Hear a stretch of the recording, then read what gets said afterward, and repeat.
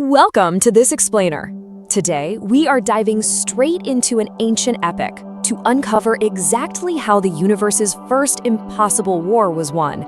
We're talking about a story that predates time itself, where an ultimate cosmic battle wasn't won with weapons or sheer force, but with a brilliant, highly calculated psychological trap.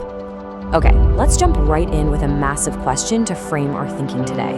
When you're facing an enemy that literally cannot be killed, how do you defeat them? I mean, it sounds like a total paradox, right? If sheer force can't get the job done, what is even left? Well, let's explore how ancient mythology answers this impossible puzzle. To find our answer, we have to travel all the way back to the very beginning.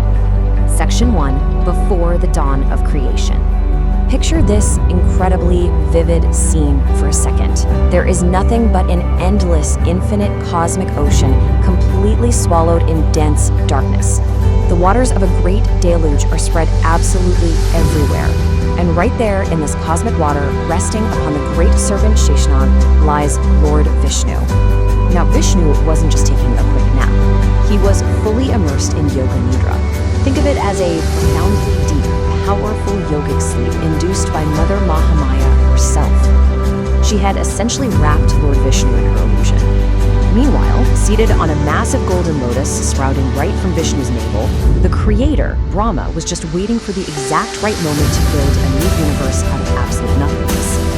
But before that pure new world could be created, a major disaster took shape. Section 2, the birth of cosmic demons. This crisis actually arose from cosmic impurity that had to be expelled from Vishnu's ears. And from that very impurity, two terrifying forces were born. On one side, we have Madhu, born from pure Tamoguna. He was the living, breathing embodiment of dark ignorance and destruction. On the other side is his brother, Kitab, born from Rajaguna. This guy's veins just flowed with fierce, unquenchable aggression and a blinding arrogance. They were the universe's very first demons of sin and ignorance, and their sole purpose was to stop the creation of the world. Making matters infinitely worse, these two brothers didn't just rely on their brute strength. They actually performed severe penance in the cosmic ocean for thousands of years, chanting a powerful incantation known as the Vagbhava Bij mantra. Because of this intense dedication, they received a terrifying boon from the Divine Mother. They were granted death at will. Basically, their death would be completely impossible unless they actively wished for it themselves.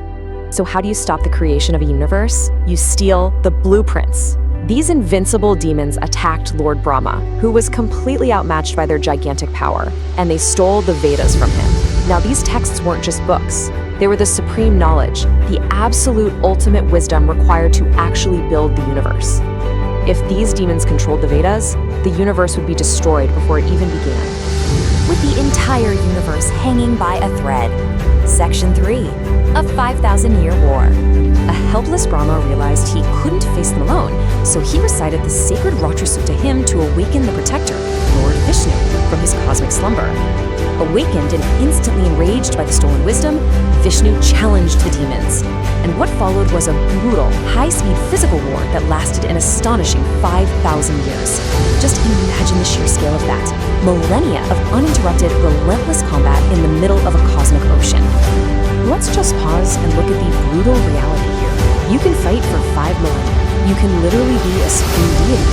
But brute force simply cannot kill an immortal enemy. The war had hit a massive physical stalemate. Narayana understood that when you are dealing with infinite power and immortality, traditional weapons are utterly useless.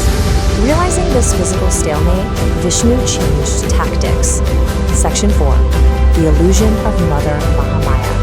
He invoked Mother Mahamaya, the fundamental power of creation, deciding to use wisdom and illusion instead of weapons.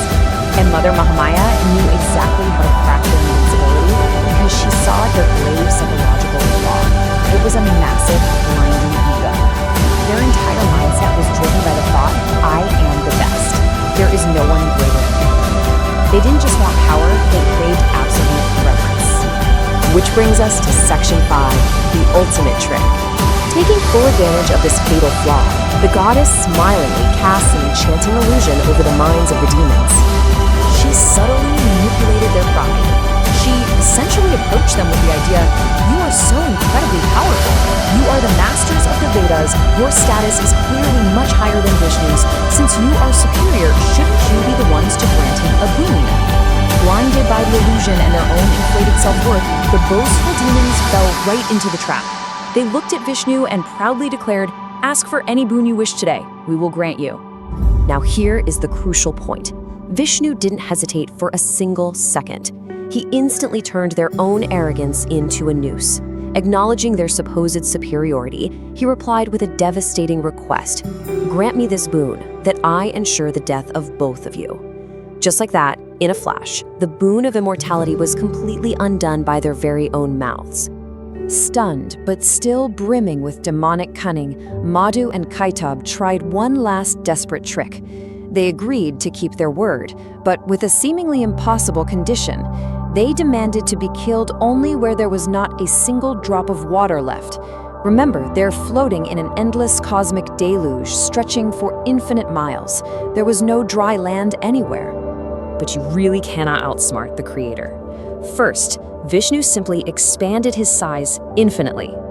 Second, he offered his own massive, dry thighs right above the cosmic waters.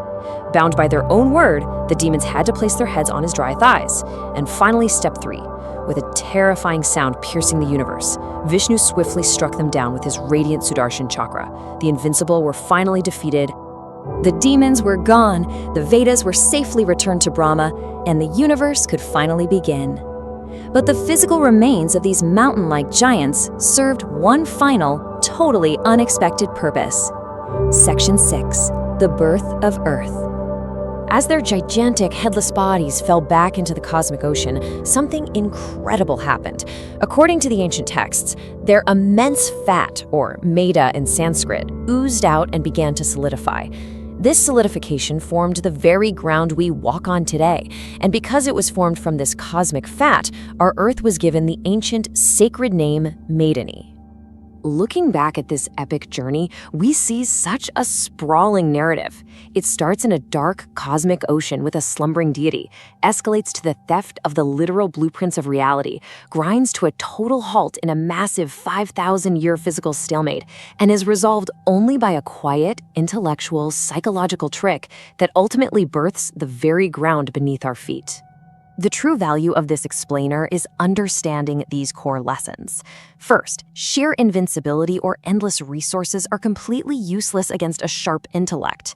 Second, strategy will eventually overpower brute force, even if it takes 5,000 years to realize it.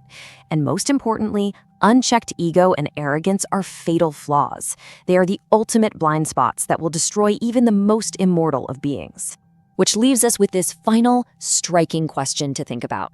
If the greatest, most invincible cosmic beings in mythological history could be completely destroyed simply because they wanted their ego stroked, what blind spots is your own pride creating for you today? Thank you so much for joining me in exploring this fascinating cosmic puzzle.